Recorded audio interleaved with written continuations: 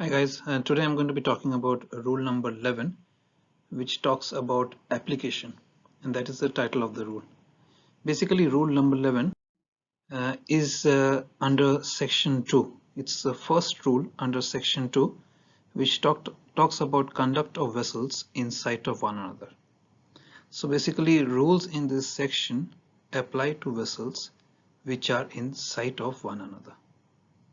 So rule number 11 begins section 2 and contains rules number 11 all the way to rule number 18.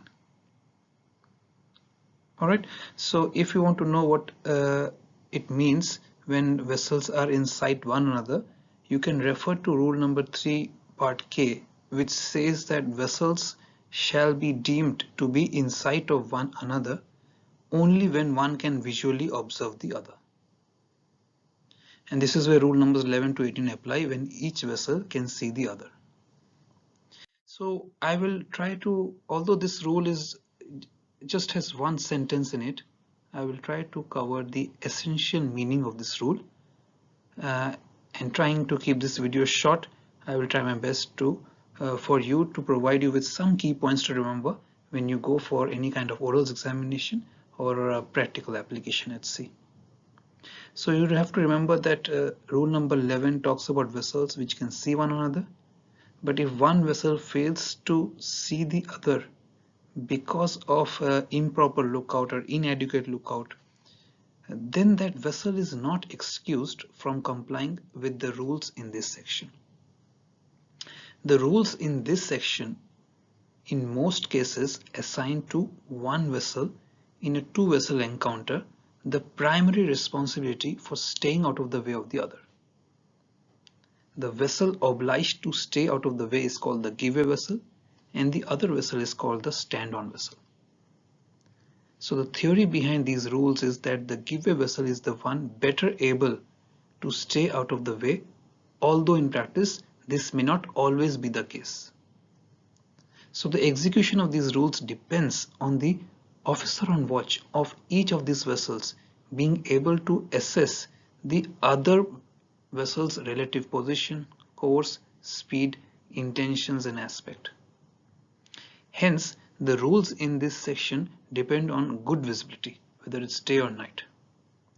In restricted visibility, when vessels are not in sight of one another, that is when one vessel cannot visually observe the other, rules number 11 to 18 do not apply.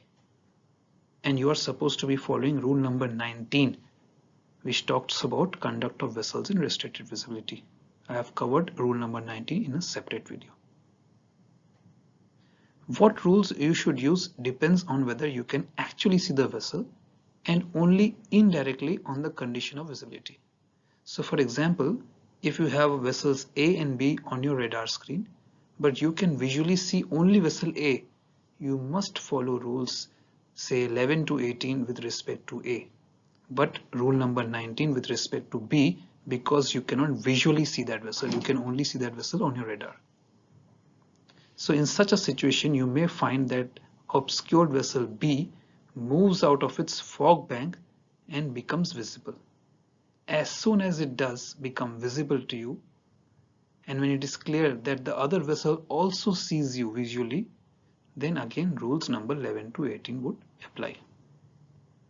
If the other vessel upon becoming visible is too close or is coming on too fast for you to act effectively under section 2 of these rules, then section 1 and section 3 rules have been disobeyed by someone, and you must take whatever action is needed to avoid collision immediately.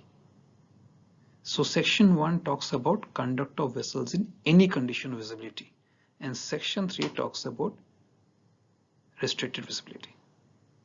Alright, so if you suddenly see a vessel, now you can see it visually, before you could not see it visually, then you must take any action that is required for you to keep your vessel out of the way of the other vessel. Alright, so although this rule has only one sentence, there are some key points for you to remember, and I hope you make a note of these points before you understand this rule very well and you are able to answer the questions asked to you regarding this rule in the examination. I'll see you soon with my next video, guys. I look forward to your feedback, and if you like this video, then keep subscribing so that you keep getting notification about my further videos. Bye guys.